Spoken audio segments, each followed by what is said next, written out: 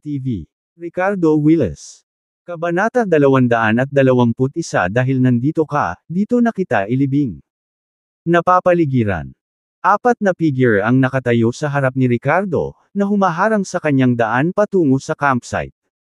O sa halip, si Ricardo ang nakatayong mag-isa laban sa kanilang apat. Sila ay dalawang mandirigma ng skiola na may mga katangiang silangan at dalawang lalaki na may kulot na buhok at maputi ang balat. Sagi Fujino at Miyazaki Kojira ay dumating sa Pryusha ng walang salita, iniwan ang skiola na desperado na makuha si Connor. Nagpadala sila ng sarili nilang mga assassin at mandirigma, pati na rin ang pagkuha ng mga talento sa internasyonal. Ang mandirigma ng skiola sa kaliwang bahagi ay nagkaroon ng hindi malusog na pamumula sa kanyang mukha mula noong nakaraang palitan ng mga suntok.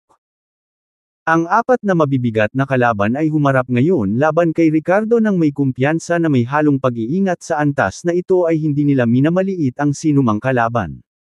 Bata, binabawi namin si Connor no matter what. Pipigilan mo ba kami?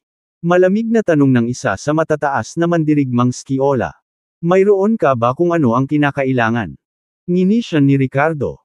Nagdilim ang mukha ng apat na matataas na antas ng mandirigma sa kanyang mga sinasabi. Ang kanilang mga mata ay puno ng galit at pagbabanta. Sa tingin mo ba makakalaban mo kaming apat? Kilala mo pa ba kung sino tayo? Apat na Grandmaster ang kaharap mo. Kung ayaw mong mamatay, lumayas ka sa amin. Nakikita ko na hindi ka bahagi ng puwersang militar ng Pryusha, babala ng mandirigmang skiola na nakalaban sa kanya noon. Hindi mo kailangang ipagsapalaran ang iyong buhay para sa wala. Sumangot si Ricardo ng mabigat sa pamamagitan ng kanyang butas ng ilong sa mga salitang ito. Pagkatapos ay nagsalita siya ng matatag, mayabang, makinig ka. Hindi ko kailangang maging bahagi ng puwersang militar ng Pryusha, ang pagiging isang mamamayan ay sapat na para sa akin. Kung ang mga kaaway na katulad ninyo ay maglakas loob na tumuntong sa lupaing ito, ang lupaing ito ay maglilibing sa lahat ng inyong mga buto. Atake. Sa sandaling bumagsak ang mga salita, umungal si Ricardo at sumulong sa walang hanggan na pangingibabaw at layuning pumatay. Siya ay humarap sa apat na kalaban mag-isa, ngunit siya ay hindi kapani-pani walang makapangyarihan at unang tumama. Dahil hinahanap mo si kamatayan, pagbibigyan namin ang iyong hiling. Patayin. Ang apat na malalakas na lalaki ay hindi nag-atubili at sumugod na may layuning pumatay. Sa isang kisap mata, isang pick battle ang naganap sa mga bundok na ito. Samantala, ang lugar ng digmaan ng pansamantalang kampo ay mahigpit ding pinaglabanan. Bawat segundo ay may nahuhulog sa magkabilang gilid. Kaya pala may malalakas din na manlalaban ang mga kalaban natin. Tinutulungan tayo ni Mr. Willis na pigilan ang mas malalakas na kaaway. Patayin. Tanggalin ang lahat ng paparating na mga kaaway. Ang natitirang shockwaves mula sa peak battle ay mararamdaman ng lahat mula sa malayo. Naunawaan na ngayon ng lahat na si Ricardo ay hindi nakatakas, ngunit naharang niya ang mas malalakas na kaaway para sa kanilang lahat. Ilang sandali, muling tumaas ang moral dahil sa pagtakas ni Ricardo.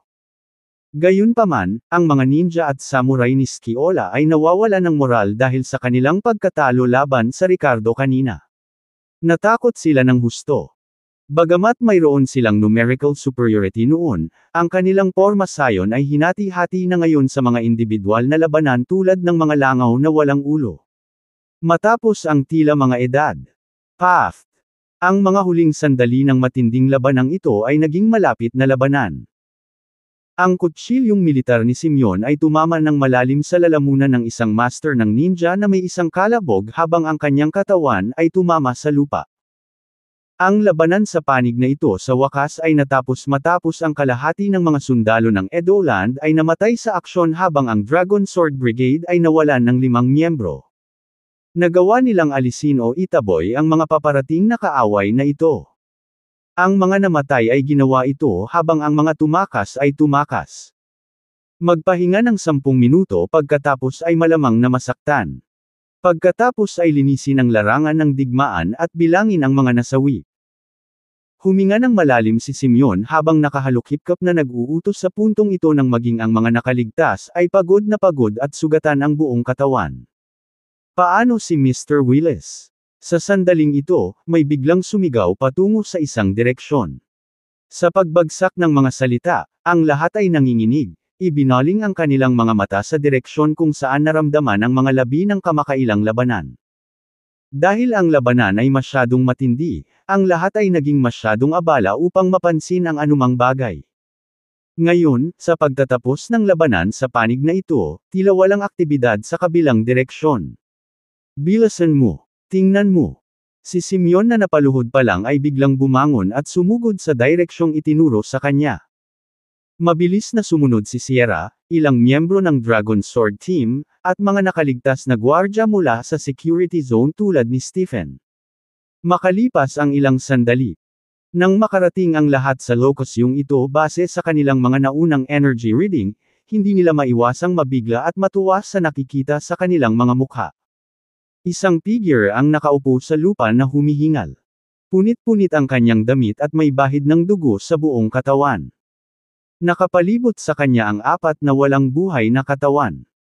Ang buong lugar ay walang anumang mga halaman na may mga punong nalaglag o nasira habang ang mga bitik ay nagkalat sa lupa na may malalaking hukay na nakakalat sa kabuuan nito. Maliwanag na ang nakaraang peak battle ay tiyak na matindi dahil 5 malalakas na mandirigma ang lumaban sa isa't isa sa ilalim ng impluwensya nito na nag-iisang dahilan upang ang kagubatan na ito ay hindi makilala. Mukhang nanalo tayo. Itinaas ni Ricardo ang kanyang ulo sa sandaling ito at tumingin sa grupo ni Simeon na may masamang ngiti sa kanyang mukha na nagtatanong, "Won? We won.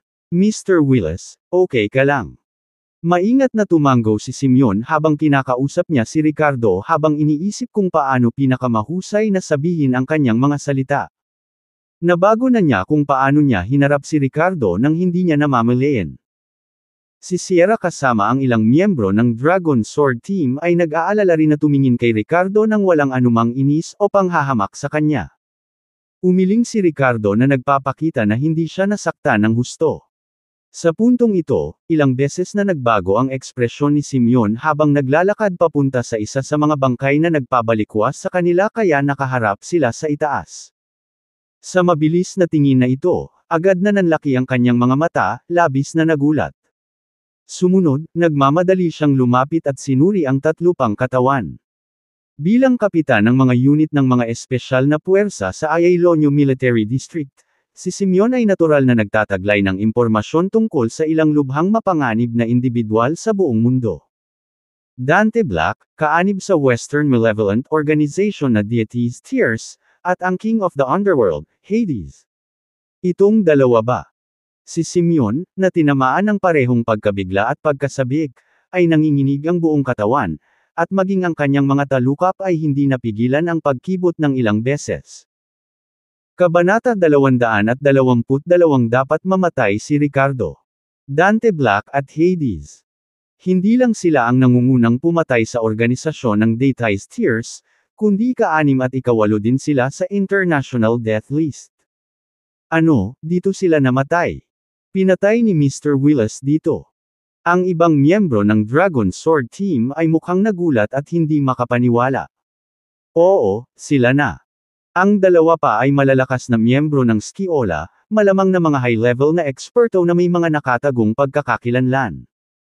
Bagamat hindi ko sigurado ang kanilang mga pagkakakilanlan, walang alinlangan na sila ay nasa parehong antas ni Dante Black at Hades. Lahat ng 4 mga nangungunang eksperto. Huminto si Simeon at tumingin kay Ricardo. Sa sumunod na segundo ay naging seryoso ang ekspresyon niya nang tumayo siya ng tuwid. Attention everyone! Salute to Mr. Willis. Hindi niya maisip kung anong klaseng krisis ang haharapin ng kanilang panig kung kumilos ang 4 na nangungunang ekspertong ito. Si Dante Black at Hades ay talagang mapanganib na mga tao na may mga master level na kasanayan.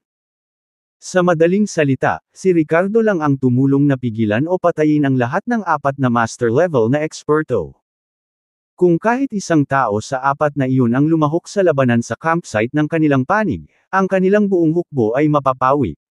Basag! Basag! Basag!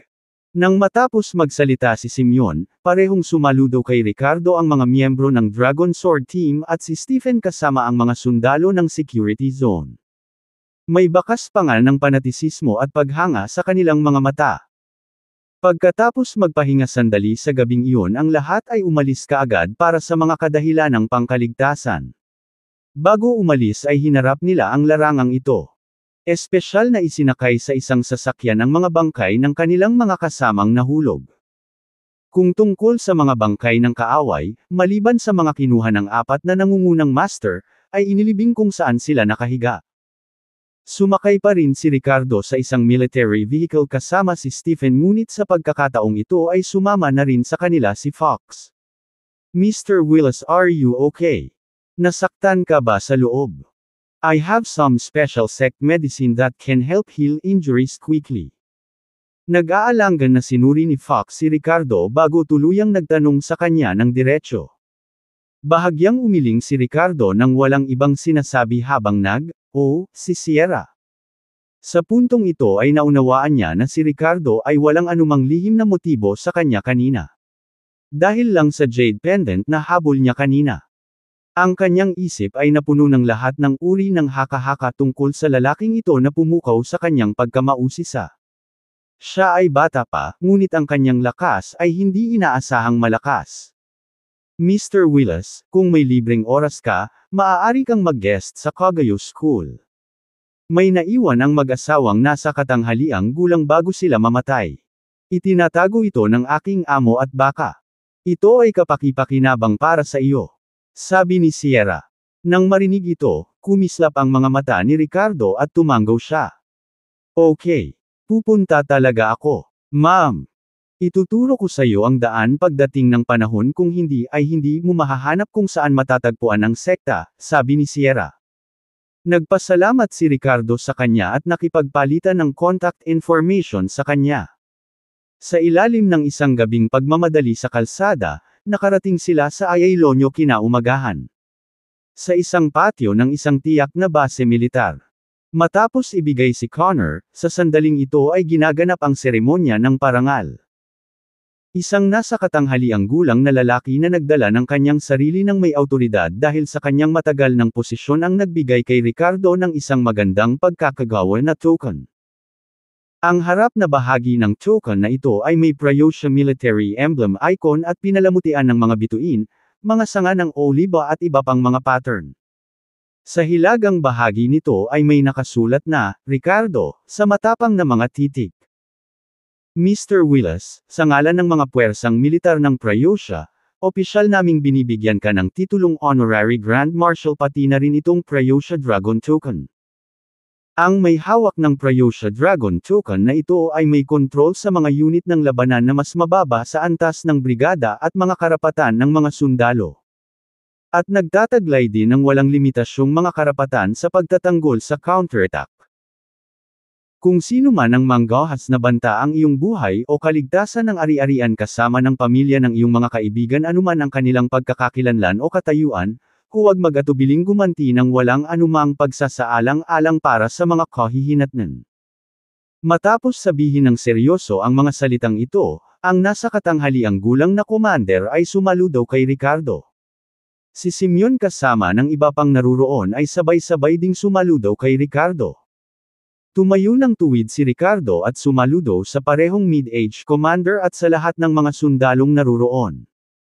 Samantala sa kabilang panig, dumating na rin sa Edolan si Isa, kasama ang magkapatid na sina Anthony at Giovanni, kasama ang isang grupo ng mga bodyguard. Si Caden, na nangunguna sa reception, ay lumapit na may papuri. Mr. Austin, nandito ka pala. Hehe.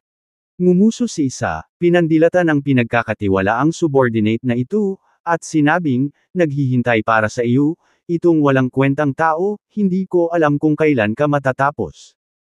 Ang kahabag-habag na babaeng si Miranda. Habang nagsasalita siya, bakas sa mukha niya ang masamang ngiti. Makalipas ang kalahating oras, dumating ang grupong Isa sa isang pribadong villa. Ang villa na ito ay binili sa pangalan ni Caden, ngunit ito ay talagang sinadya para kay Isa na pansamantalang manatili sa Edoland.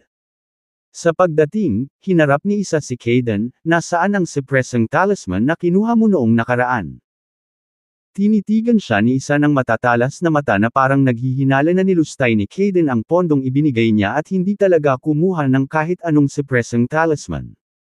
Kinilig si Kaden at mabilis na sinabi, Mr. Austin, kukunin ko na agad para sa'yo. Umakyat siya sa isang silid at kinuha ang isang selyo mula sa isang safe bago bumalik sa ibaba at ibinigay ito kay isa ng may matinding kaba. Lalagyan ng nobela. Giovanni, you're powerful. Can you tell me if this suppressing talisman is real or fake? Ibinigay ni isa ang suppressing talisman sa isang matangkad na lalaki sa tabi niya na kababababo lang mula sa Havertown Mountains Giovanni na kilala rin bilang half-step grandmaster. Maingat itong kinuha ni Giovanni at pinagmasdan ito ng mabuti habang ang pagbabago-bago ng enerhiyang nararamdaman nito. Pagkalipas ng ilang oras, mukhang nagulat siya at sinabing, Mr. Austin, itong suppressing talisman ay totoo nga. Nararamdaman ko na mayroong isang hindi kapani-paniwalang malakas na pag-atake na nakatatak sa loob. Ito ay mas nakakatakot kaysa sa aking buong lakas na pag-atake. Ito ay maihahambing. Siya ay nagsanay sa ilalim ng Master Osvaldo sa Havertown Mountains, hindi lamang naging malakas sa martial arts kundi pati na rin ang pagmaster ng iba pang mystical techniques kabilang ang mga seal. Nagliwanag si isa nang marinig ang balitang ito habang nakahinga ng maluwag si Kaden habang tuwang-tuwang tumanggap ng kredito, tapat ako sa iyo, Mr. Austin. Hindi naman nasayang ang mga dolyar na iyon. Hehe. Napabuntong hininga si isa na may pag-aalinlangan na nagsasabing, nakagawa ka ng isang bagay na kapaki-pakinabang para sa isang beses. Then he looked at Giovanni with fierce determination, Ricardo. This time sisiguraduhin kong hindi ka mabubuhay. Kasama si Giovanni, itong half-step grandmaster, na kumikilos, kasama ng suppressing talisman na maaaring magpakawala ng isang strike sa antas ng grandmaster. Ang kapalaran ni Ricardo ay walang alinlangan na selyado. Sa sandaling iyon, si Kaden ay nagsuot ng isang ekspresyon ng mapagmataas na kasiyahan na nagsasabing, Ricardo, you myophic idiot. Paano mo nagawang i-auction ang gayong mahalaga kayamanan? Kapag natapos na ang iyong buhay sa ilalim ng kapangyarihan ng anteng-anteng na ito, iniisip ko kung ano ang magiging ekspresyon ng iyong mukha. Naramdaman na lang niya na tuluyan ng naglaho ngayon ang frustration na naranasan niya noong pinaubos siya ni Ricardo ng dugo sa auction. Kabanata 223 Pag-anyaya sa kanya. Isang oras pagkatapos ng pagdating ni isa sa villa, may iilang subordinate na naghatid sa isang magandang babae sa sala. Maganda ang hitsura niya, nakaistilong pananamit, at bakas sa mukha niya ang pagkabalisa. Anong ginagawa niyo? Anong gusto mo? Bitawan mo ako. Sasabihin ko sa iyo, ako ang binibini ng pamilya Thompson. Kapag nalaman ng pamilya ko, hindi ka nila ililibre. Hindi kaya ang babaeng ito maliban sa kaibigan ni Miranda na si Sarah. Miss Thompson, huwag kang kabahan. Inimbitahan kita dito para lang tulungan ako. Tumayo si isa at bumuga ng usok sa magandang mukha ni Sarah bago nagsalita ng nakangiti. Sino? Sino ka? Hindi siguradong tanong ni Sarah. Let me introduce myself. My name is Isa. From the Austin family in Crinford. Sabi ni Isa. Ang Austin family ng Crinford ay mas malakas kaysa sa tinatawag na first class na mga pamilya ni Edoland. Nang marinig ni Sarah ang kanyang pagkakakilanlan ay agad siyang tumahimik at huminto sa pagsigaw na kinakabahan. Tama, ako na, tumanggo si Isa. Mr. Austin, you want to see me for something. I haven't offended you. Sinabi ko na sayo. Tulungan mo lang ako. Nakangiting sabi niya kay Sarah. Tonight, invite your friend Miranda out for dinner with us. How about that? Lalagyan ng nobela. Nang matapos siyang magsalita, nag-alinlangan si Sarah bago mapait na sinabing, Mr. Austin, I have fallen out with Miranda already. Baka hindi ko siya maabyutan.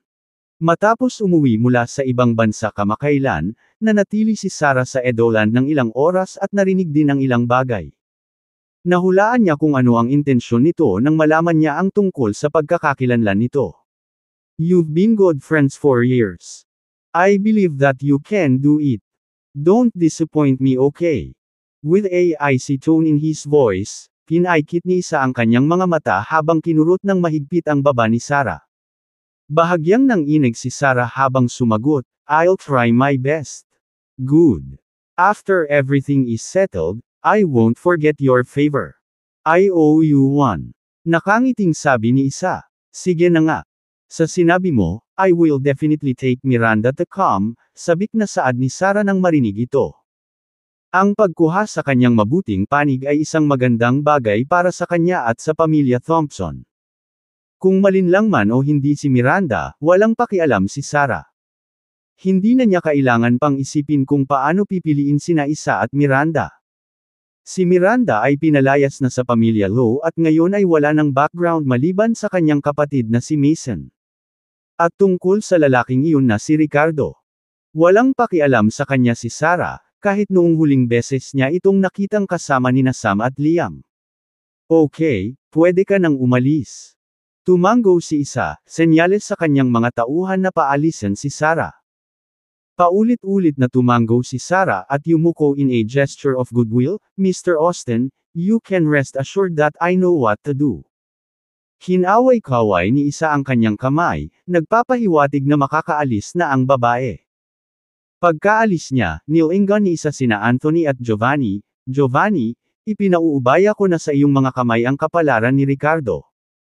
Gawin mo ito ngayong gabi kasama nitong si Presang Talisman at ibalik mo sa akin ang kanyang katawan. Oo, Mr. Austin. Nang gabing iyon sa isang hotel sa Ayalonyo. Si Ricardo ay nakaupo sa isang pribadong silid kasama sina Simeon, Stephen, Orion, at Blake na magkasamang umiinom. Mr. Willis, I'll drink one toast to you. Haha. Unti-unting itinaas ni Simeon ang baso niya patungo kay Ricardo. Ang kapitan ng Dragon Sword Brigade ay may isang braso na nakasabit sa lambanog nito habang si Stephen ay may mga bendahe na nakapulupot sa kanyang ulo. Nakasandal si Orion sa saklay habang si Blake ay may ilang patong ng gauze na nakapulupot sa kanyang baywang. Lahat ay nasugatan sa kanilang nakaraang labanan ngunit sa kabutihang palad ay walang nagtamo ng permanenteng kapansanan. Haha, ang galing mo ngayon. Hawak mo ang ranggong Grand Marshal plus may hawak kang Prayosha Dragon Token. Oh my God! Mr. Wills na dapat natin siyang tawagin simula ngayon. He deserves this honor. Haha! Walang tigil ang panunukso ng ilang playboy sa militar. Ngumiti si Ricardo, stop flattering me. May honorary title lang ako. Mr. Willis, hindi naman ganoon. Ang karangalang ito ay personal na iginawad ni Commander-in-Chief. Hindi matatawaran ang kahalagahan nito. Hindi biro ang Prayosha Dragon Token. Kung bibigyan mo ako ng utos ngayon, dapat kong sundin ng mahigpit.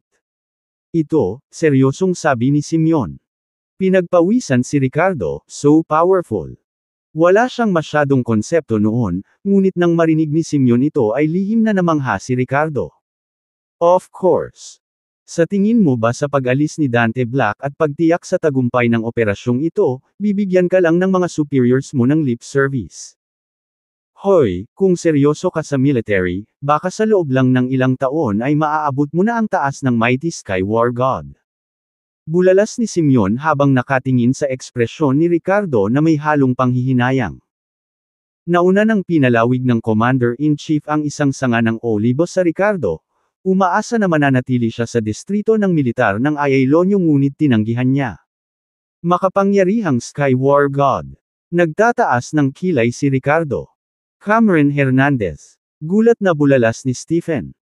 Hindi niya inaasahan na ganoon kataas ang pagpapahalaga ni Simeon kay Ricardo. Ang Mighty Sky War God ay isang pambihirang figure mula sa Northwest ang pamilyang Hernandez na mabilis na umangat sa mga ranggo sa loob ng ilang taon. Nakagawa siya ng mga natitirang kontribusyon sa mga lugar sa hangganan ng hilagang kanluran ng Prayosha sa pamamagitan ng pagpuksa sa mga kulto at pagpigil sa mga rebelyon.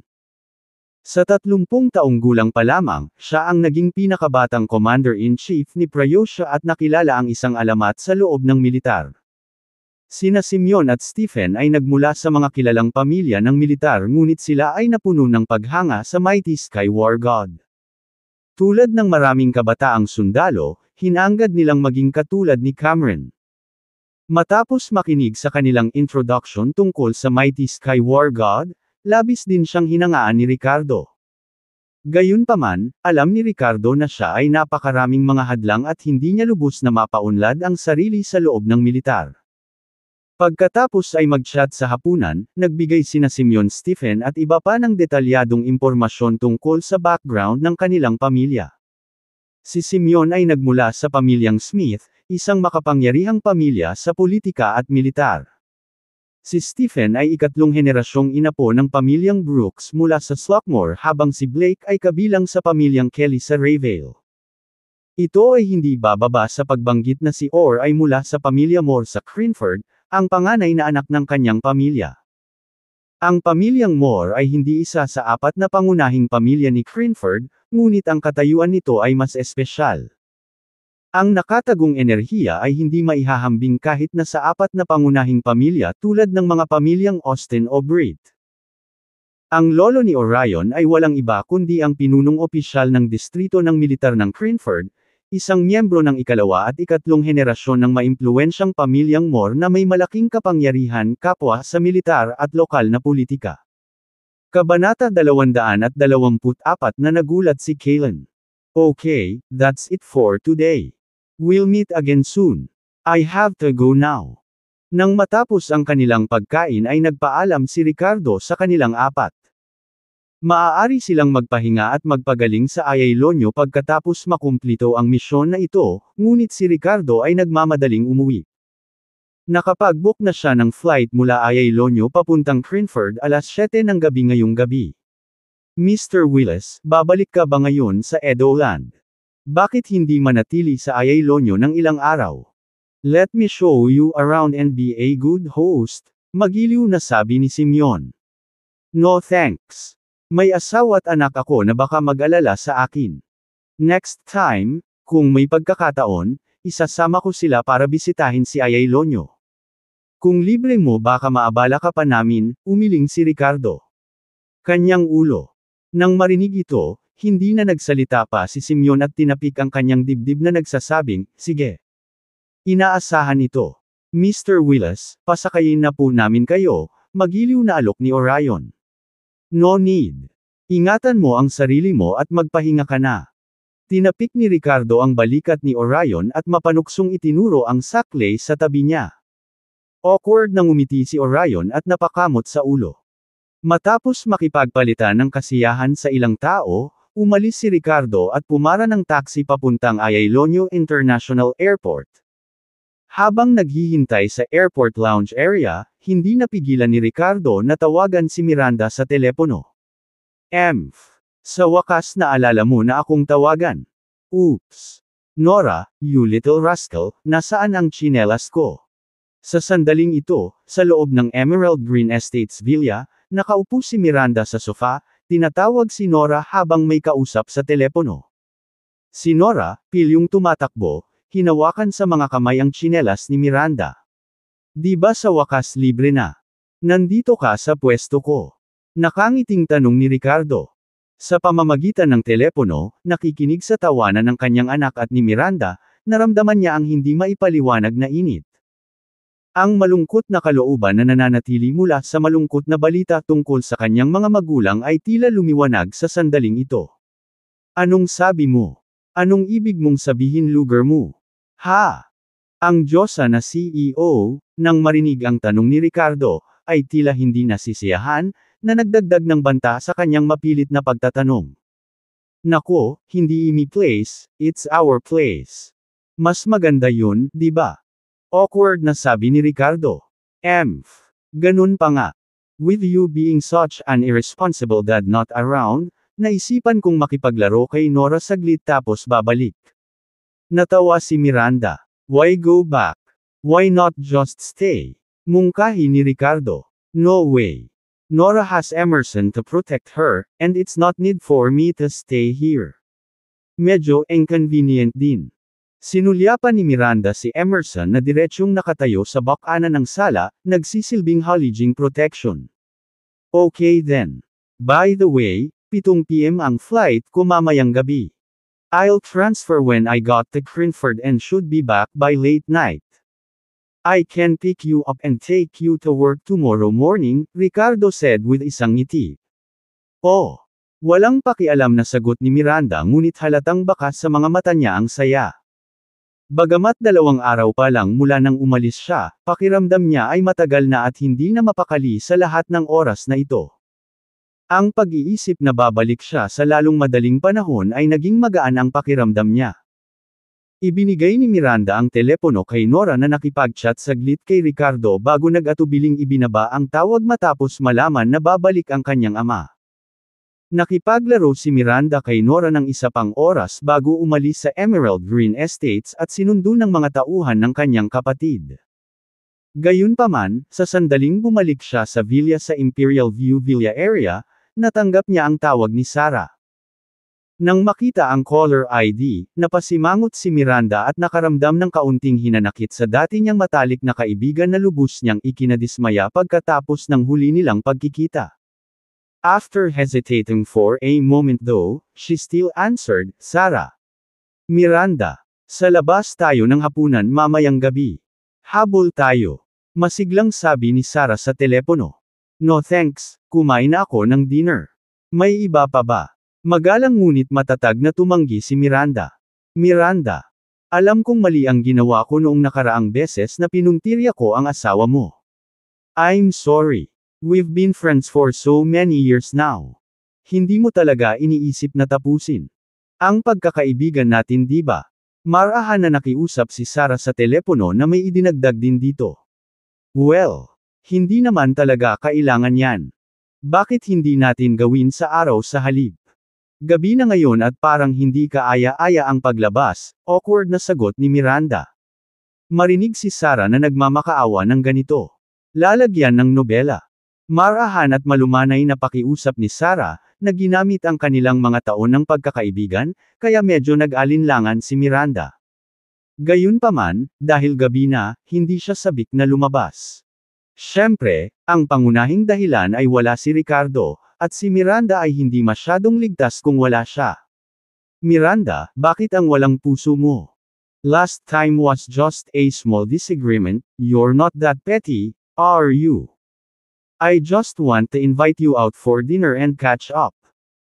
We haven't met each other in years and iniisip kita, naalala mo ba noong high school ka noong gabi ka sa dorm at umakyat ako sa dingding para bilhan ka ng pad pero naparusahan ka naman, tinulungan ko silang takutin at..."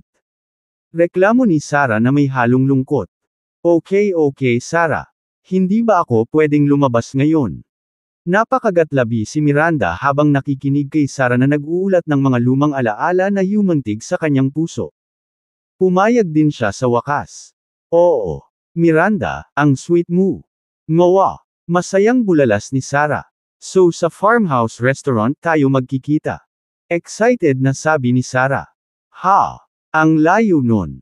Kumunat ang noo ni Miranda nang marinig na ito ay matatagpuan sa labas ng bahay at dalubhasa sa mga pribadong lutuing istilong bahay. "O ayan, ang sarap ng pagkain nila. Isa pa, simula nang bumalik ako galing abroad, nahuhumaling na ako sa ganitong klase ng rustic flavor." Walang pagdadalawang isip na sabi ni Sarah habang binababa ang telepono. Walang magawang umiling si Miranda at lumabas ng sasakyan habang nasa kabilang gilid. Si Kaylan ay nakikipag-usap sa isang matandang kaibigan na nakatira sa Ayalonyo sa telepono. Sa sandaling sinagot niya ito ay patuloy na nagbabago ang kanyang ekspresyon, minsan nabigla o namamangha o pumapalakpak sa kanyang mga kamay. Ang pagiging kaibigan ni Kaylan ay mahirap na ang pagkakakilanlan ng taong ito ay hindi rin karaniwan. Hindi rin ordinaryo ang balitang ibinunyag niya kay Kaylan, "Kaylan, di ba nasa Edoland ka rin? Taga Edoland din ang Ricardo na ito. Nakilala mo na ba siya?" Napangiti si Kaylan, "Ano ang ibig sabihin ng nakilala ko na ba siya?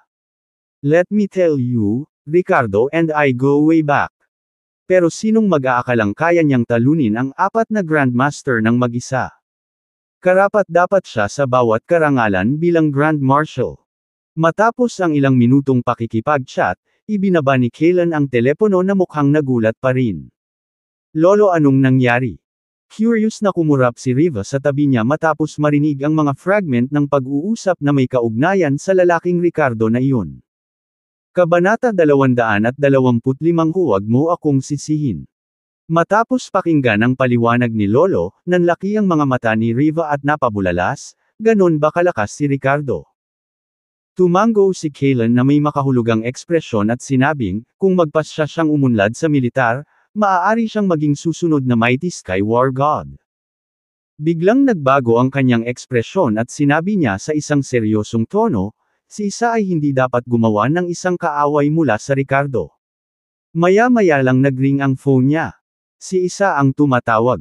Isa, nakarating ka na ba sa Edoland? Tanong ni Kaylan. Saglit na nag-alinlangan si Isa bago sumagot, hindi pa. Pupunta ako bukas. May mga bagay na gusto muna niyang asikasuhin bago ipaalam kay Kaylan. Muli siyang nagtanong, Lolo, maaari ba akong pagalingin ng banal na doktor na iyong binanggit bukas? Sagot ni Kaylan, tatawagan ko siya at tatanungin. Depende sa schedule niya. Pero Isa, dapat mong tandaan na maging magalang kapag nakilala mo siya. Kahit na nagkaroon ng conflict sa pagitan ninyong dalawa noon, dapat mong isantabi. Napangiti si Isa, naiintindihan ko po si Lolo. Kung kaya niya talaga akong pagalingin, ito ang magiging pinakadakilang pabor ko. Nagpapasalamat ako dito. Paano magkakaroon ng anumang salungatan? Well, kung ganoon ay mahusay. Ibinaba ni Kaylan ang tawag at tinawagan si Ricardo. Paakay na ng eroplano si Ricardo ngunit sumagot pa rin ng magtanong si Kaylan tungkol sa pagpapagaling sa kalagayan ni Isa. Siniguro naman ni Ricardo na hindi ito magiging problema bukas. Babalik siya mamayang gabi para tretuhin ang junior na ito ni Kaylan. Sa pagkakataong ito, mas magalang na nagsalita si Kaylan kaysa dati. Matapos pasalamatan si Ricardo, tinawagan kaagad ni Kaylan si Isa matapos ayhang ang tawag kay Ricardo. Nang malaman ni Isa na malulunasan ng eksperto ang kanyang depekto sa bukas, ang kanyang pananabik ay tumaas. Ngayong gabi ay huhulihin ko si Miranda, at bukas, mag-e-enjoy ako. Isang mapang-asar na ngiti ang lumitaw sa mukha ni Isa nang simulan niyang isipin kung paano niya sasakupan si Miranda. Mr. Austin, inayos na ni Sarah ang paglabas ni Miranda. Lumapit si Kayden sa mga oras na ito na may masamang ngiti sa kanyang mukha na nag-uulat ng magandang balita. Great! Ha. Ilang beses na masayang tumawa si Isa, bago umalis kasama ang ilang alipors mula sa villa. Nang gabing iyon ng 9:00, ang Rural Farmhouse Restaurant ay kung saan sila nagtitipon. Ang pagkain dito ay hindi lamang kakaiba, ngunit mayroon ding mga maliliit na bahay na gawa sa kahoy na itinayo sa looban nito. May mga malalaking bakal na kaldero at iba pang simpleng dekorasyon sa loob na nagdagdag ng alindog. Sa sandaling ito, kumakain at nakikipag-chat si Miranda kay Sarah, nag-uusap tungkol sa mga nakakatawang bagay mula sa kanilang mga araw ng paaralan. Miranda, I can't believe you married a ordinary man. With your qualifications, it's such a waste. Sabi ni Sarah na kumikislap sa mata habang pinapanood si Miranda na umiinom ng isa pang baso ng juice. Nang marinig ito, nakikita ko ang noo ni Miranda at medyo nalungkot. Sarah, hindi ordinaryong tao si Ricardo. Sa puso ko, siya ang pinakanamumukod-tanging tao sa mundo. Talaga. I don't think he's good enough for you. Mr. Austin is your ultimate match, Sarah retorted dismissively. Nagdilim ang mukha ni Miranda sa mga salitang ito. Hindi niya inaasahan na magiging ganito ang usapan nila. Lalo na nang banggitin ni Sarah si Isa, mas lalo itong nainas kay Miranda. Sarah, may gagawin ako bukas kaya tapusin na natin ang usapan natin dito ngayon, sabi niya sabay kuha ng bag niya at naghahanda ng umalis. Ngunit pagkatayo niya sa kanyang kinauupuan ay hindi napigil ang umindayog ang kanyang katawan at nakaramdam siya ng pagkahilo. Muntik na siyang matamba pero nagawa niyang pakalmayan ang sarili sa huling sandali. The next second, with suspicion in her beautiful eyes looking at her best friend who had a ambiguous smile on her face, Sarah. Anong ginawa mo? Ma'am. Bakit ka ba nagmamadaling umalis? Halika na. Nanunuksong sagot ni Sarah. Anong ginawa mo? Nag-aalalang tanong muli ni Miranda habang kusang loob na inilabas ang kanyang telepono at nagdidial ng numero narinig ko na lang na naka-off ang telepono. Kasalukuyang nasa flight niya si Ricardo. Sino yang tinatawag mo? Don't tell me deadbeat Ricardo yan. Pang-aasar ni Sarah. Dapat patay na siya ngayon. Hahaha. Biglang pumasok ang ilang tao sa maliit na bahay na gawa sa kahoy bago nawalan ng malay si Miranda. Ang nakita niya bago mawalan ng malay ay walang iba kundi ang matagumpay ngunit nakakatakot na nakangiting mukha ni Isa. Samantala, sina Emerson at Lina ay nanunood ng mga cartoons kasama si Nora sa bahay pagkatapos na makiusap ni Nora mismo para sa kanilang kumpanya. Halos 30 taong gulang na si Emerson ngunit natagpuan pa rin niya ang kanyang sarili na natutuwa sa Peppa Pig sa TV tulad ni Nora na masayang tumatawa sa tabi niya paminsan-minsan. Biglang kumaibot ng bahagya ang tenga ni Emerson nang biglang nagbago ang ekspresyon ng mukha niya. Ibinaling niya ang kanyang ulo patungo sa glass door ng kanilang sala kung saan may lumitaw na 2 figure sa labas ng kanilang courtyard na hindi inaasahan. Nora, lalabas ako saglit. Magtago kayo ni Lina at huwag magingay. Bili ni Emerson kay Nora bago tumango kay Lina at lumabas ng kwarto na may seryosong ekspresyon. Naramdaman ni Lina na may mali, kaya dinala niya si Nora sa guest bedroom sa unang palapag. Pagdating niya sa bakuran, nagbago ang ekspresyon ni Emerson habang nakatingin kay Giovanni. Katulad nito, tila nagulat si Giovanni nang makita siya. Emerson, anong ginagawa mo dito? Naghihinalang tanong ni Giovanni. Kahit na si Emerson ay hindi kasing talino o makapangyarihang gaya ni Giovanni, nagsanay siya sa ilalim ni Master Osvaldo mula pagkabata. Kaya, tinukoy siya ni Giovanni bilang kanyang nakitang kapatid. Giovanni, anong ginagawa mo dito? Tanong ni Emerson habang nakatingin sa kanya.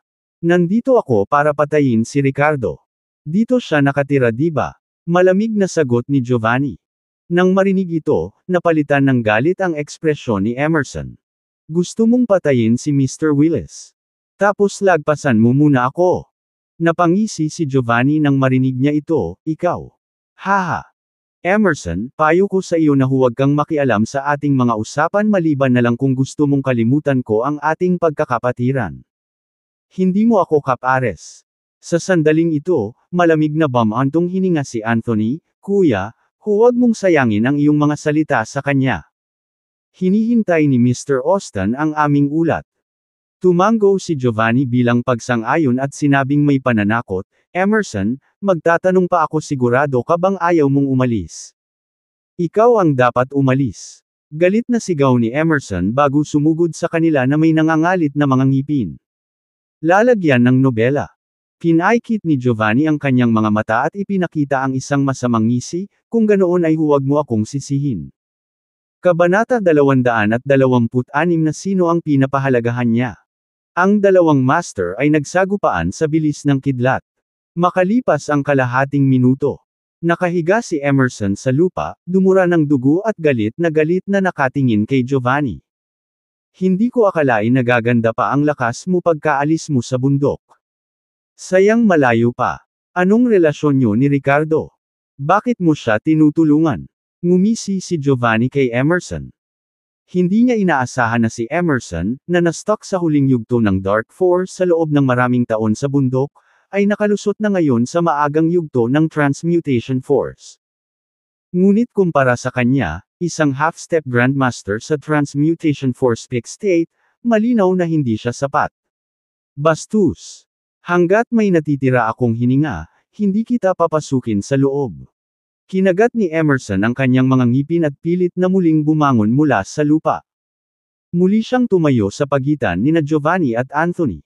Kuya, kung gusto na niyang mamatay, hayaan mo na lang siya, malamig na ngumuso si Anthony. Mabuti.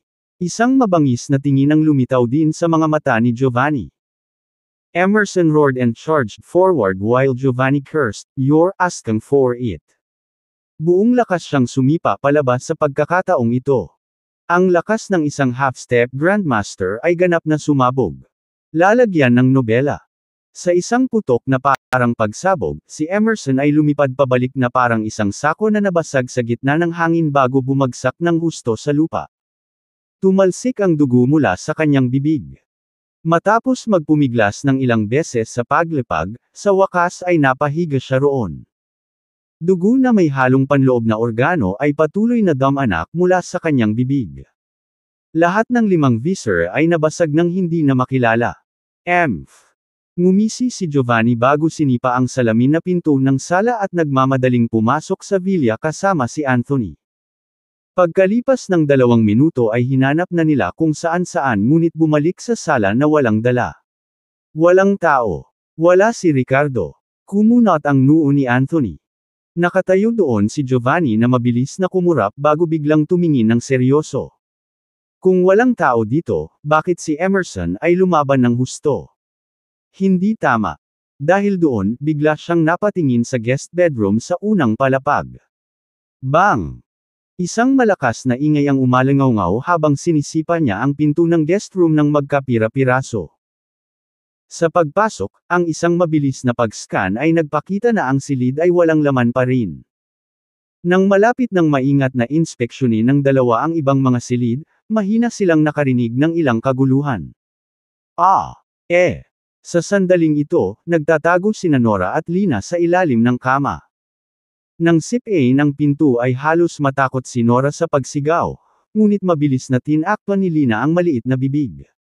Nanlaki ang mata ng dalawa, puno ng tensyon at takot. Gayunpaman, sa susunod na segundo, mula sa kanilang posisyon sa ilalim ng kama, walang magawa silang pinagmamasdan ang isang pares ng paa na papalapit. Kasunod nito, lumitaw ang isang mukha na may mapanuksong ngiti sa ilalim ng kama. Little brat from the Ricardo family. Lumabas ka. Ngumisi ng nakakatakot si Anthony. Sa Jason Cranford. Nang mga oras na iyon, kalalabas lang ni Ricardo sa exit ng airport. Sabik na siyang makauwi sa lalong madaling panahon. Pero biglang nagring ang phone niya. Nang makita niya kung sino ang tumatawag sa kanya, lumiwanag ang mukha ni Ricardo na may nakakalokong ngiti. He answered and bullied gently, "Nora, bakit hindi ka pa natutulog? Are you being good?" Ang number sa phone niya ay communication watch number ni Nora. Naisip ni Ricardo na alam niyang babalik ito mamayang gabi kaya kanina pa niya ito hinihintay na hindi pa natutulog. Thirst. What a affectionate father. Gayunpaman, nang matapos niyang sabihin ang mga salitang iyon, may narinig na isang matinis na boses mula sa kabilang linya. Hindi ito tunog lalaki o babae ngunit halatang sumailalim sa isang uri ng modulation ng boses. Nang marinig ang boses na ito ay agad na nagbago ang mukha ni Ricardo at nanginginig ang buong katawan sa gulat. Sino ka? Naalarma niyang tanong. Hindi mo kailangang malaman kung sino ako. Ang kailangan mo lang malaman ay nasa kamay ko ang anak mo. Kung ayaw mong mamatay siya, sabihin mo kung nasaan ka. Ngumisi ang nasa kabilang dulo bago sumigaw ng malamig, "Little Pop, come talk to your daddy." Ngunit natahimik ito sa kabilang dulo. Nang magsimulang maghinala si Ricardo sa mga nangyayari, may galit na boses mula roon, "Damn it. Wala kang sasabihin ha." Kasunod noon ay parang may nasasakal o nahihirapan habang sinusubukang huwag gumawa ng anumang ingay. Malinaw na pilit na pinipilit ni Nora na huwag sumigaw kahit na siya ay nasa sakit. Sa isang iglap, naramdaman ni Ricardo na ang puso niya ay pinisil ng kamay ng iba. Bagamat bata pa si Nora, naiintindihan na niya ang lahat. Alam niyang sa sandaling ito ay gustong saktan ng masasamang tao ang kanyang ama kaya't pilit niyang pinipigilan ang anumang tunog o galaw para hindi siya masyadong masaktan. Nag-aalalang sumigaw si Ricardo sa telepono, "Stop messing around, asshole. Hanggat hindi sinasaktan ng anak ko, may pag-uusapan pa tayo." Pinuprotektahan ni Nora si Emerson sa kanyang panig ngunit nahulog pa rin sa mga kamay ng masasamang tao. Dahil ba sa hindi ginampanan ni Emerson ang kanyang responsibilidad o dahil napakalakas ng kanilang kalaban kahit para kay Emerson? Tungkol sa kaligtasan ng kanyang anak, hindi kayang bayaran ni Ricardo ang galit sa sinumang ng hostage kay Nora ngayon. "Cut the crap. Nasaan ka?" Malamig na tanong ng tao. "Nasa Cranford ako. Anong gusto mo? Magsalita ka." Sagot ni Ricardo. "Pagkatapos ay bumalik ka kaagad sa Edoland. Hihintayin kita sa abandonadong pabrika ng kemikal sa South Suburbs. Tandaan, halika mag-isa. Magmamasid sa aking mga tao sa daan. Kung mahuli kitang naglalaro, ako papatayin kaagad ang iyong anak na babae, bilisan mo, limitado ang pasensya ko." Sabi ng tao. Okay. Okay. Babalik ako agad. Paano si Emerson? Anong ginawa mo sa kanya? Paulit-ulit na pumayag si Ricardo saka naghihinala. Emerson. Patay na siya. Hahaha. Ilang beses tumawa ang kausap na puno ng pangungutya at pangungutya. Ikaw ang tao ni Isa, hindi ba? Nang marinig ang tanong na ito, naging mabagsik ang tono ni Ricardo habang sinusubukang usisin. May isang taong nagplano laban sa kanya ng maingat at kumuha pa ng isang eksperto na maaaring magpabagsak kay Emerson. Ang unang naging reaksyon ni Ricardo ay si Isa. Snap! Gayunpaman, nang matapos siyang magsalita, ibinaba ng kabilang partido ang tawag sa kanya. Ang mukha ni Ricardo ay naging asul na bakal sa sandaling ito. Pagkatapos ni Tiger at ng kanyang anak, ngayon ay may iba na namang target si Nora, sinusubukang gamitin ang kanyang anak laban sa kanya. Sa puso ni Ricardo, bukod sa matinding pag-aalala at tensyon, naroon din ang pag-aalsa ng galit at pagpatay sa hangarin. Isa. Ikaw ba talaga? Nakakatakot na ungol ni Ricardo bago siya nag-dial ng numero ng telepono nang walang pag-aalinlangan. Mr. Willis, nakarating na ba? Ang bilis mo naman haha. Agad na nag-iingay ang kabilang banda na may ilang ingay sa background na nagpapakita na dapat ay nasa labas pa rin si Orion na magsaya pagkatapos kumain at uminom ng sapat sa labas sa ibang lugar. Orion, taga Crinford ka diba? Kilala mo ba si Isa sa pamilya Austin? Sa puntong ito, si Ricardo ay walang oras o mood para sa maliit na usapan kay Orion. Dumiretso siya sa pagtatanong kung ano ang kailangan niyang sagot. Tumigil sandali si Orion bago lumabas ng KTV box room papunta sa corridor sa labas. Isa from Mid-Austin family. I know that guy but not too well. What happened, Mr. Willis? Si Isa ay kumilos ng labis na mayabang, at nagdulot ng lubos na kaguluhan sa mga bilog ng prinsipe ni Crinford. Nagkaroon siya ng kanilang reputasyon. Si Orion ay hindi gaanong nakikipag-ugnayan sa kanya, ngunit narinig niya ang tungkol sa taong ito noon pa. Alam mo ba kung sino ang mas pinapahalagahan ni Isa? Malamig na nagtanong si Ricardo. Kabanata 227 Tatay, bilasan mo. Nang marinig ang tanong ni Ricardo, nag-isip sandali si Orion bago sinabing, alam ko talaga ang tungkol dito. Ang ama ni Isa na si Alexander Austin, ay nagkaroon ng relasyon at nagkaroon ng anak sa labas ng kasal. Sa ilang kadahilanan, labis na nag-aalala si Isa sa kanyang si tatay na may anak sa labas na ito at tinatrato siya tulad ng ginagawa niya sa sarili niyang anak noong minsang pinagtawanan ng isang mayamang tagapagmana mula sa isa sa apat na malalaking pamilya ang kapatid sa ama ni Isa, tila binayaran ni Isa ang isang mabigat na halaga para ayusin ang bagay na iyan. Ang malalaking pamilya ay puno ng tukana at pagbabalak laban sa isa't isa. Maging ang magkapatid na dugo ay hindi palaging may mabuting pakikitungo sa isa't isa. Ilang tao ang nakakaalam kung bakit labis na nagmamalasakit si Isa sa kanyang kapatid sa ama maliban sa ilang miyembro ng pamilya Austin na alam ang tungkol sa pisikal na kapansanan ni Isa. Si Isa ay 28 taong gulang sa taong ito at sa isang malaking pamilya kung saan ang pagpapatuloy ng angkan ay lubos na pinahahalagahan. Karamihan sa mga tao sa kanyang edad ay nakapag-asawa na at nagkaroon ng mga anak. Gayunpaman, dahil sa mga problema sa pagkamayabong sa kanyang bahagi, alam niyang hindi siya kailanman magkakaanak na isa pang hadlang na hindi niya malalampasan. Ang may bahay ni Alexander ay talagang mas matanda lamang ng kaunti kay Isa sa kanyang sarili habang ang kanyang anak sa labas ay higit sa 20 taong mas bata sa kanya.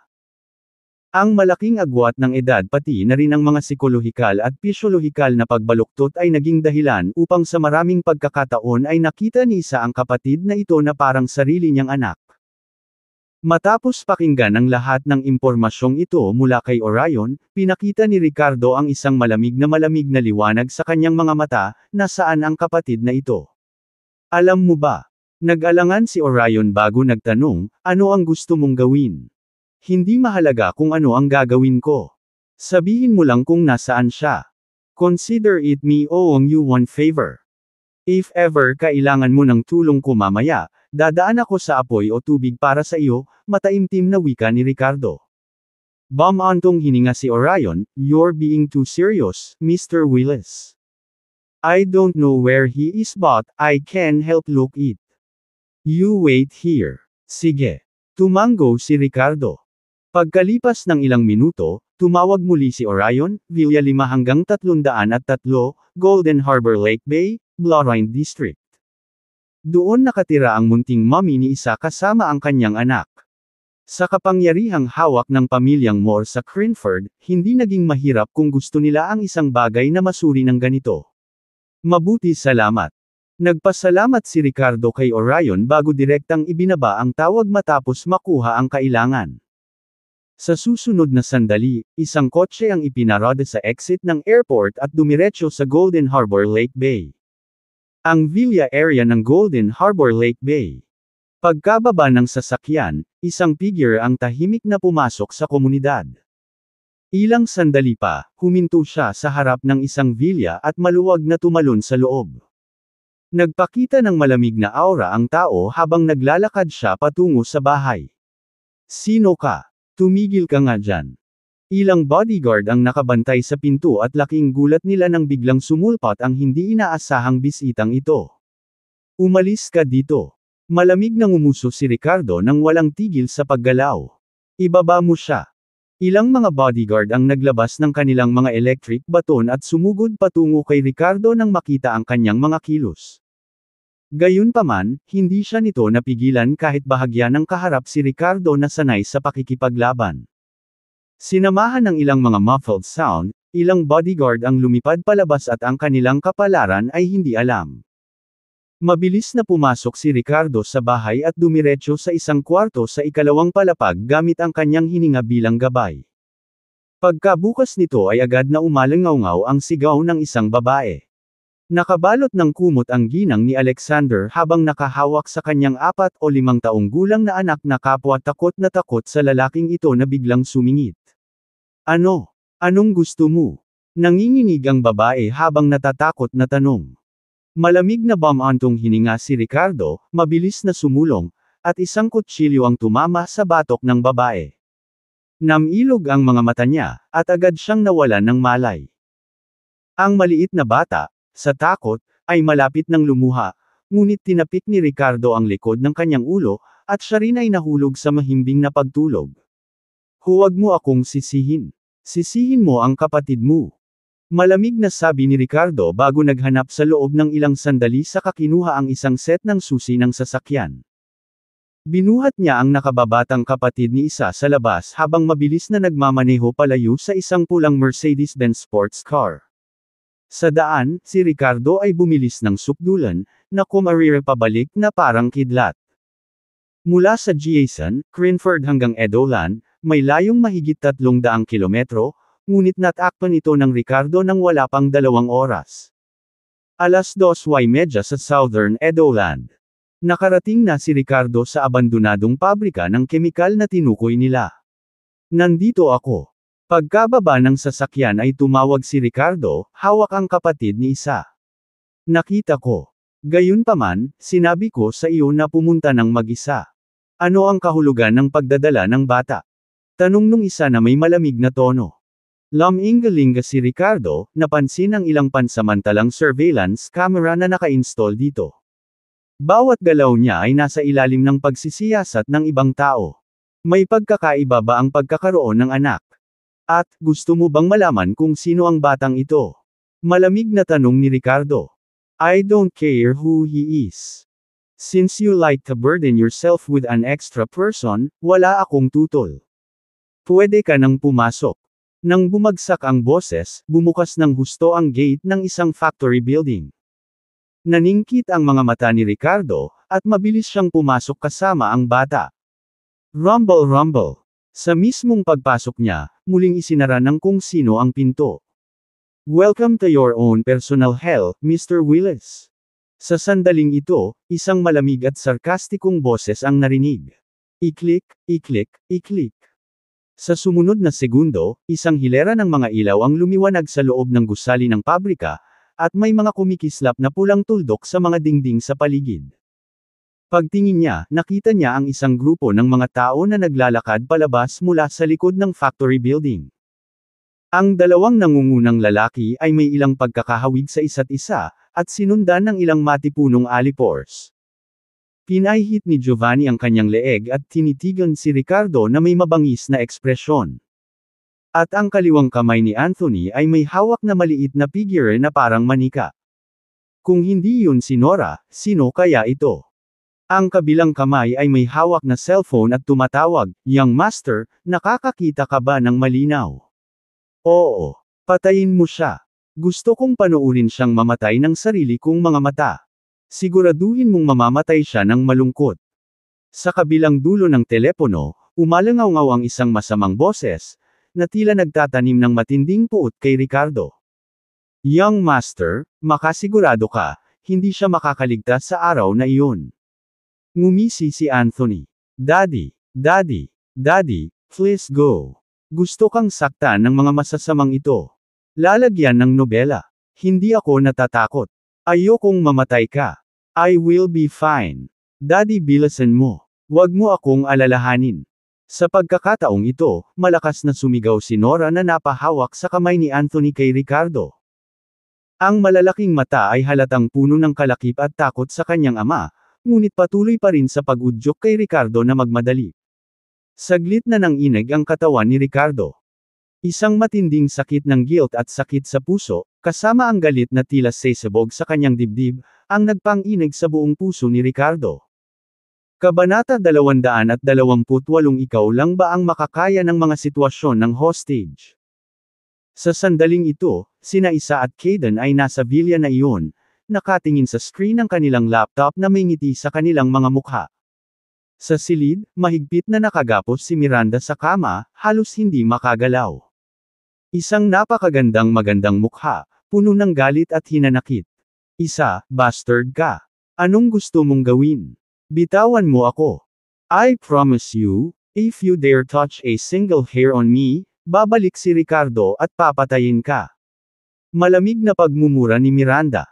Sa narinig, ilang beses na tumawa si Isa at may mapaglaroding ding ekspresyon sa mukha si Caden. Sa sumunod na segundo, naglakad si Isa na may hawak na laptop at inilagay ito sa tabi ng ulo ni Miranda. "Are you still counting on that useless guy? Tignan mo sarili mo. Ha ha ha. Tingnan mo ito, kung gaano siya walang magawa at nakakaawa ngayon." Sa mga salitang ito, hinawakan niya ang buhok ni Miranda at marahas na sinabi, "Aba, si Willis ay malapit ng mamatay. Ang kanyang anak na babae ay nasa aking mga kamay, at siya ay mamamatay sa paraang gusto ko sa kanya. Lalagyan ng nobela." Tumingin si Miranda sa screen, na nagpapakita ng pagkabigla at kawalan ng pag-asa. Upang masiyahan ang sadistikong pagnanais ni Isa para sa entertainment, ang mga kamera na naka-install sa abandonadong pabrika ay high definition at nilagyan ng sound system. Sa sandaling ito, kitang-kita ni Miranda si Nora na hawak-hawak ni Anthony, umiiyak at nagmamakaawa sa kanyang ama na umalis. Nakatayo doon si Ricardo na tila walang magawa. Gayunpaman, sa kanyang mga kamay, bakit may hawak pa siyang bata? "Anthony, bigyan mo siya ng kutsilyo at hayaan mo siyang putulin ang sarili niyang litid, tapos saksakin mo ang sarili niyang mata." Ha ha ha. Sa sandaling ito, utos ni Isa kay Anthony sa telepono. Hindi siya nagmamadali na hayaang mamatay ng direkta si Ricardo, ngunit gusto niyang masaksihan ni Miranda kung paano niya dahan-daang nilero hanggang mamatay si Ricardo. "Isa, hayop ka. Wala kang pagkatao."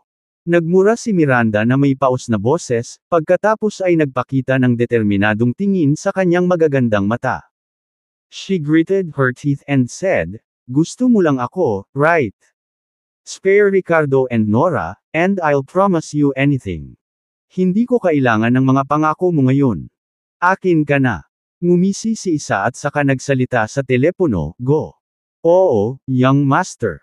Sagot ni Anthony. Swish. Naglabas siya ng kutsilyo at inihagi sa paanan ni Ricardo. "Cut your own tendons, then stalk your own eyes. Kung ayaw mong mamatay ang anak mo, gawin mo." Sa pagtingin sa kanyang anak na ganito, kumirot ang puso ni Ricardo. Nakangiting umiling siya at sinabing, "Huwag kang matakot, baby. Hindi ako mahihirapan, pabayaan ka. Iuuwi na kita pagkatapos kong maalis ang mga masasamang ito." Umiyak ang batang babae. Sa sandaling ito, ngumisi si Anthony at sinabing, gusto mo pa bang umuwi? Gawin mo ang sinabi mo at baka iligtas namin ang iyong anak. Giovanni joked, although it's disappointing to kill you like this for me personally. But the young master likes it. Mukhang hindi na ako magkakaroon ng pagkakataon na gumawa ng move ko ngayon. Seryoso ang mukha ni Ricardo sa magkapatid at malamig na sinabi, ganun ba? Hinimok mo ba ako dito para lang tapusin ko ang sarili ko? I think I'll give you a chance to make your move. Ha? Di ba sabi ko sa'yong baliin mo muna sarili mong paa? Malamig na tanong ni Anthony. Gusto mo bang patayin ang iyong anak? Nanlamig ang mukha ni Anthony habang nagtatanong. Malamig na ngumuso si Ricardo at biglang binuhat ang maliit na batang lalaki na hawak niya sa harapan niya patungo kina Anthony, Giovanni at iba pa. Bumungad sa kanilang lahat ang mukha ng bata. Natigil saglit ang malupit na ngiti ni Anthony habang nakatitig sa maliit na bata na may pagdududa sa mukha. This is. Hindi makapaniwalang tinitigan niya ang bata. Hindi mo siya kilala. Malamig na tanong ni Ricardo habang nakahawak sa ulo ng bata patungo sa mga kamera na iyon. Hindi mo siya nakikilala o kahit ang young master na nasa likod mo dyan. Simula nang binanggit ni Anthony ang young master kanina, alam ni Ricardo na tama ang hula niya kung sino ang kanilang pakikitungo kahit na hindi pa nila direktang tinatawag ang pangalan ni Isa. Sa kabilang panig ng mga bagay, si Isa, na matamang nakatitig sa screen, ay biglang nagbago ng ekspresyon nang makita kung ano ang hitsura ni Rene. Rene. Ricardo, anong ginagawa mo? Bastos ka. Inagaw mo talaga si Rene. Galit na sigaw ni Isa habang mukhang nagpapanik din. Sa puntong ito, mabangis na tumitig si Ricardo sa isang camera na nagsasabing, Isa, alam kong ikaw iyon. Imulat mo ang iyong mga mata ng malapad upang makita ng malinaw. Ito ang iyong pinakamamahal na nakababatang kapatid, tama ba? Akala mo ba ikaw lang ang makakakidnap ng mga bihag? Sabihin mo sa iyong aso. Para palayain ang anak ko kung hindi, papatayin ko ang kapatid mo. Snap. Nang matapos magsalita si Ricardo, mahinang tinapik ng kamay niya si Rene sa likod ng ulo niya dahilan para magising siya mula sa kawalan ng malay na agad umubo bago muling iminulat ang mga mata. Waa! Nang mapagtantong hinawakan siya ng ibang tao sa isang hindi pamilyar na lugar, agad na napaluha si Rene. Tulong! Tulungan mo ako! Mommy, Isa, nasaan ka? Wow! Nanginginig si Isa habang nakatitig kay Ricardo sa screen na parang gusto siyang lamunin ng buhay. Hindi niya inaasahan na habang hinuhuli ng kanyang mga tauhan ang anak ni Ricardo ay mahuhulog din sa kamay ni Ricardo ang kanyang sariling pinakamamahal na kapatid. Damn it! Paano niya nagawa iyon? Anthony, Rene yan. Bitawan mo ang anak ni Ricardo. Huwag mong hayaang may mangyari kay Rene. Naiintindihan mo ba? Huwag kang magulo. Magpalat ka ng mga hostage at hayaan si Giovanni na patayin siya ng diretsyo. Agad na sigaw ni Isa sa telepono. Yes, Mr. Austin, alam ko na ang gagawin. Mabilis na saad ni Anthony.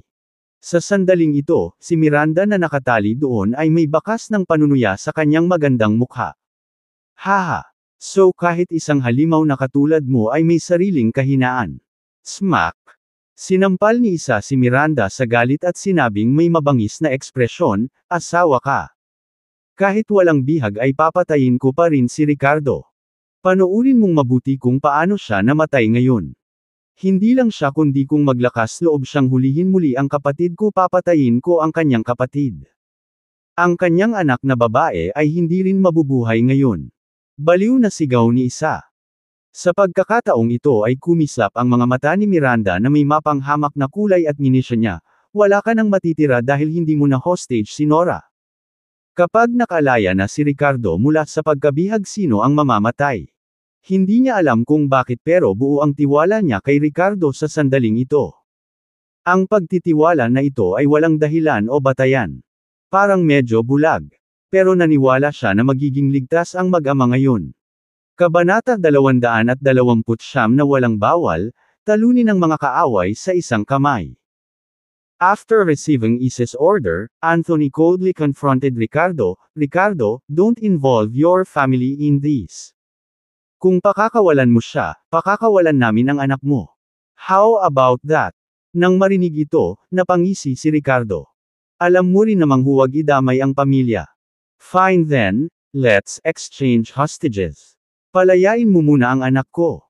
Bitawan mo muna siya. Kumunot ang noo ni Anthony. Sabi ko bitawan mo muna ang anak ko. Walang argumento ang tono ni Ricardo. Sa sandaling ito, ang maliit na batang si Rene sa kanyang mga bisig ay nagsimulang muling umiyak at humagulgol ng hindi mapigilan sa takot. Samantala, tinakpan ni Nora ang kanyang bibig at hindi gumawa ng ingay. Nakatingin lang siya sa ama na may kislap ng pag-asa sa gitna ng kawalan ng pag-asa at takot. Bagamat 5 taong gulang pa lamang si Nora, ang paghihirap mula sa karamdaman at paghihiwalay ng kanyang mga magulang ay lubos na naunawaan niya. Alam ng batang babae na kailangan niyang maging malakas ngayon. Bitawan mo yang brat na yan. Kinagat ni Isa ang kanyang mga ngipin sa telepono habang kinokontrol niya si Anthony. Pero kung palayain muna natin ang anak niya at hawak pa rin ni Ricardo si Rene na hostage, matatakot tayong gumawa ng kahit ano, pag-aalinlangan ni Anthony. I said you should release her when I told you. Mas mahalaga ba ang buhay ni Rene o ng iba? Kung hindi ito gagana ngayon, hayaan mo na lang ang bastos na ito. Anyway, andito si Giovanni, so after today pwede na siyang patayin anytime. Sigaw ni Isa sa phone. Naiintindihan niyang master. Tumango si Anthony bago tumingin ng masama kay Ricardo. Willis ha, you're quite ruthless. Dahil doon ay inilapag niya si Nora sa lupa. Daddy. Pagkalabas niya, tumakbo si Nora patungo sa Ricardo sa pinakamabilis niyang makakaya. Ang pagmamasid sa kanyang anak na tumatakbo patungo sa kanya ay nagdala ng ngiti sa mukha ni Ricardo. Sa kabutihang palad, ang mga hayop na ito ay hindi nagdulot ng anumang hindi maibabalik na pinsala kay Nora. Baby girl. Ayos na. Nang maabyutin siya nito ay agad nitong binitawan si Rene sa kanyang mga braso bago mabilis na yumuko at binuhat ang sariling anak. Ang kanyang mga mata ay basang-basa ng luha ngunit hindi niya maiwasang makonsensya ngunit gumaan ang paghawak sa kanyang pinakamamahal na anak sa kanyang sarili. Sa sandaling ito, matapos palayain ang sarili mula kay Ricardo, mabilis na tumakbo si Rene patungo kay Anthony. Nakilala niya si Anthony at alam niyang isa siya sa mga alipores ng kanyang kapatid. Dahil sa hindi inaasahang aksyon ni Ricardo, natulala sina Anthony, Giovanni, at iba pa. Sa kabilang banda, sina Isa at Caden ay nagsusuot din ng mga ekspresyon ng pagkagulat. Walang sinuman sa kanila ang umasa na direktang pakakawalan ni Ricardo si Rene, na binanggit siya bilang isang hostage upang tulungan sila sa panganib. Haha! How stupid this guy! Tumawa si Caden. Naging mabangis muli ang ekspresyon ni Isa habang nagngangalit ang kanyang mga ngipin. Ricardo, masyado ka na bang maangas? Nabawi ni Anthony ang kanyang katinoan at ibinigay si Rene sa isa sa kanyang mga tauhan, inutusan nitong ilayo ang bata sa eksena. Pagkatapos ay sinenyasan niya ang kanyang kapatid na si Giovanni na may mabangis na ekspresyon, Kuya, oras na. Tumango si Giovanni na may malakas na aura sa paligid habang pinipilipit ang kanyang leeg at naglakad patungo kay Ricardo at sa kanyang anak. Sa tingin mo wala tayong magagawa ngayong wala tayong hostage. Napakagago mo kaya talagang naglakas loob kang bitawan si Rene.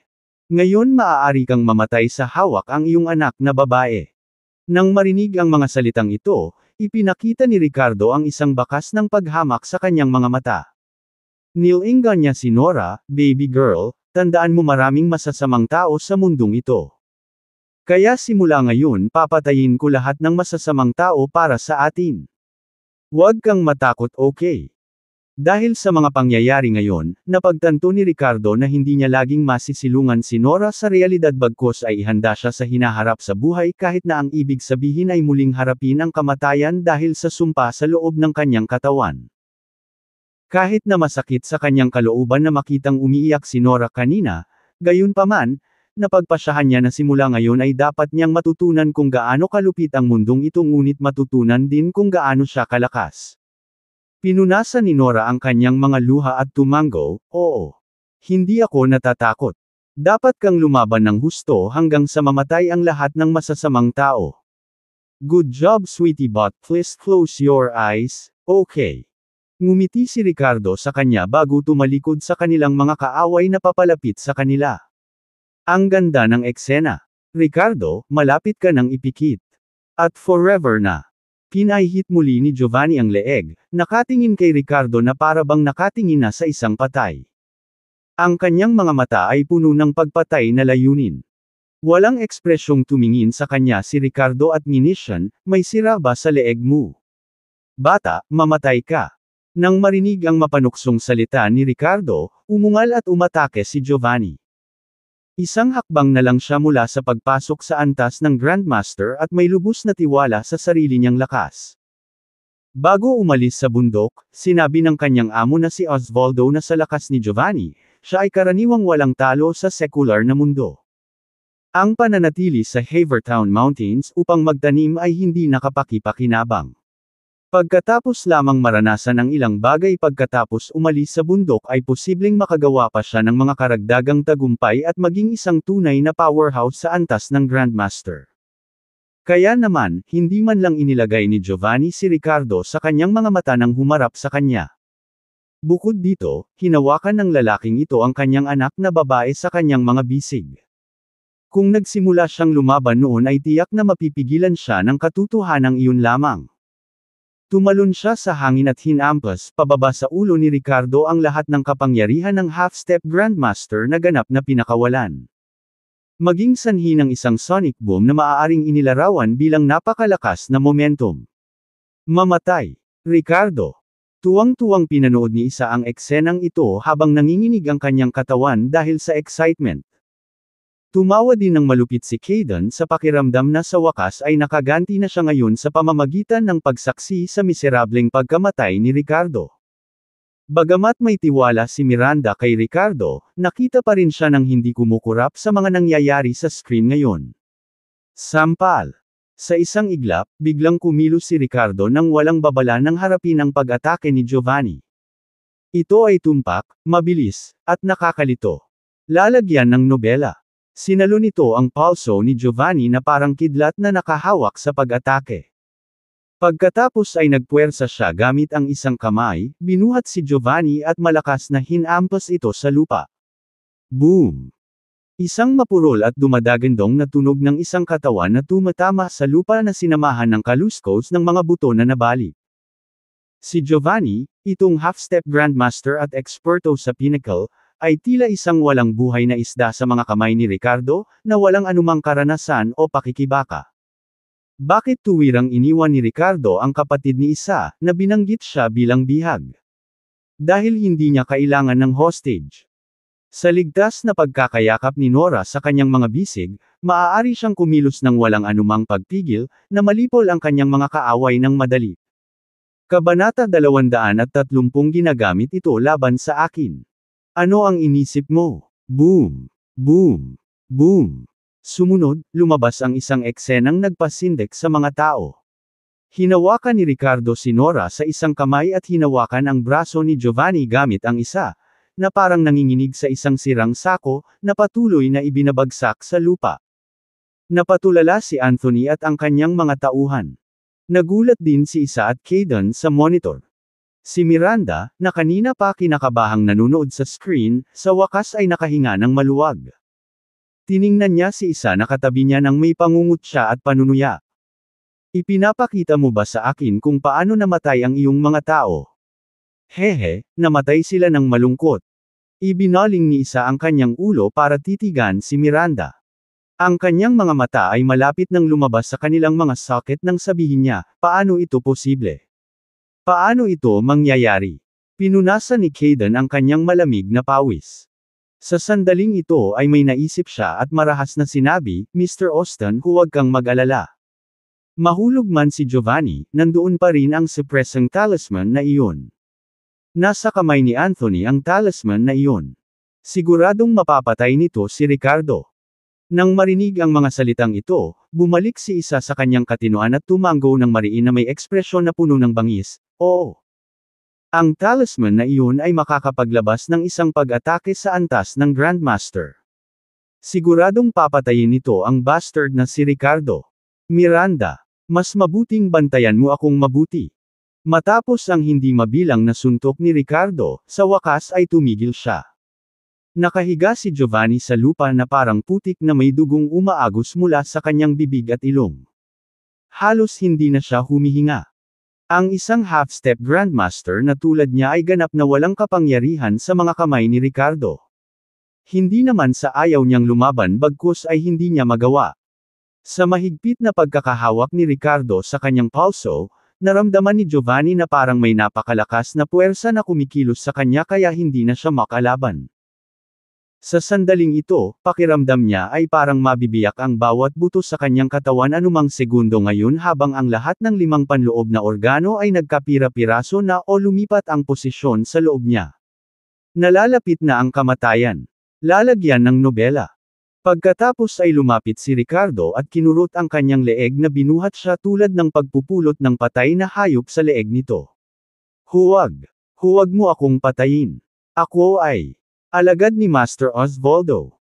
Ang mga mata ni Giovanni ay puno ng pagkabigla na may halong takot sa kamatayan habang sinubukan niyang gamitin ang pangalan ni Master Osvaldo na umaasang matatakot nito si Ricardo kahit papaano.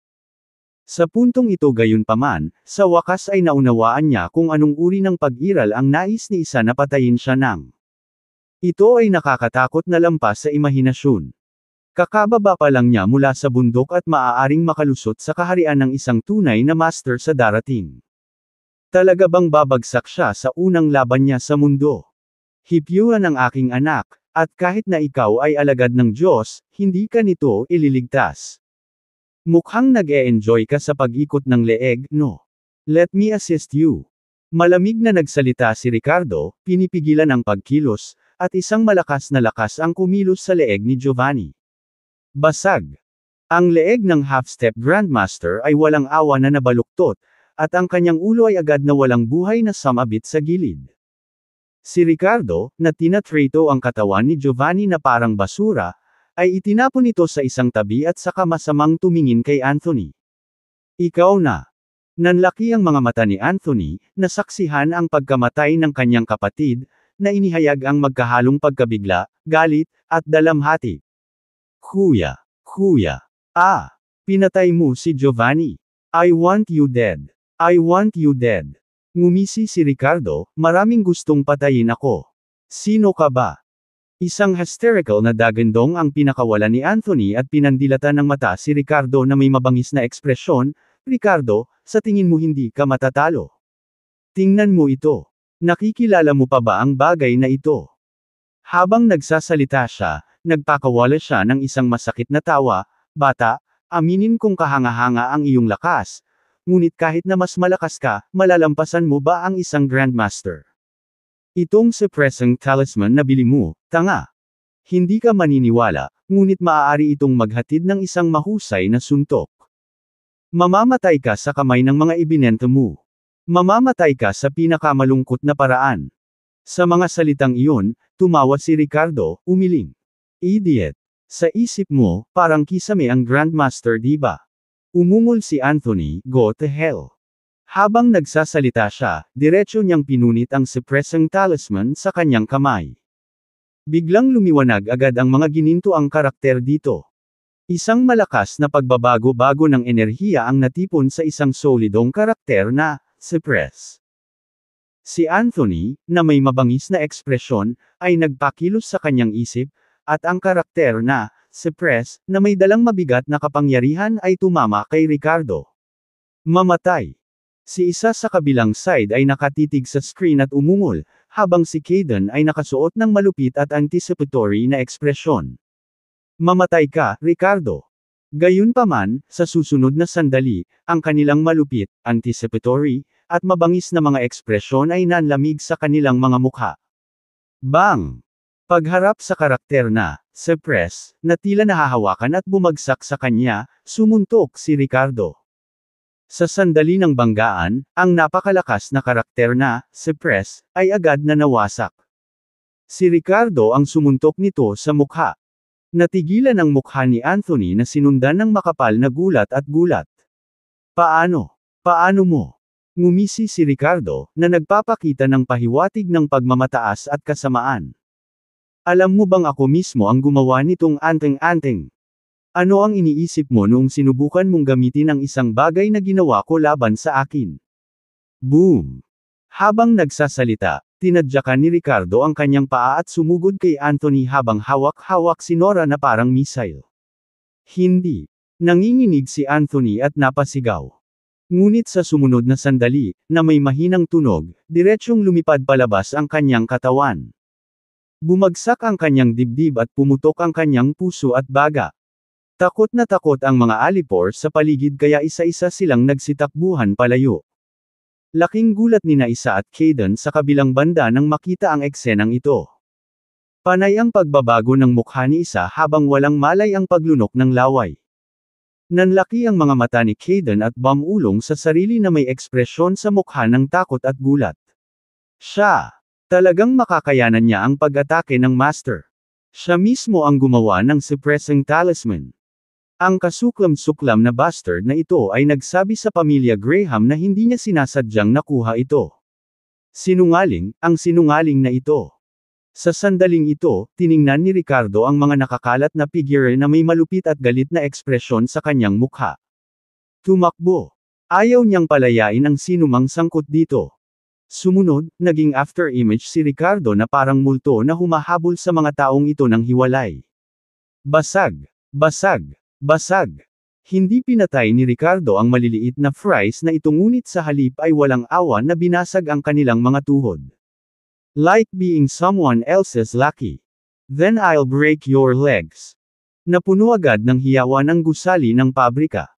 Matapos i-disable ang mga taong ito, kinuha ni Ricardo ang telepono ni Anthony mula kanina ay bahagyang natinitigan ang mga surveillance camera na iyon. Isa, napatingin ka ba? Mukha ba silang mabait? Nakatitig sa camera, mahinang ungol ni Ricardo sa telepono. Nagkaroon ng katahimikan ng ilang segundo bago lumabas ang malamig na boses ni Isa mula sa kabilang linya. Ricardo, huwag kang masyadong magyabang. Anong silbi kahit mataas ang lakas mo? Hindi mo man lang maprotektahan ang sarili mong babae. Hindi mo alam. Nasa kamay ko din si Miranda. Hahaha. Hindi pa kita papatayin pero gagampanan ko si Miranda hanggang sa mamatay siya.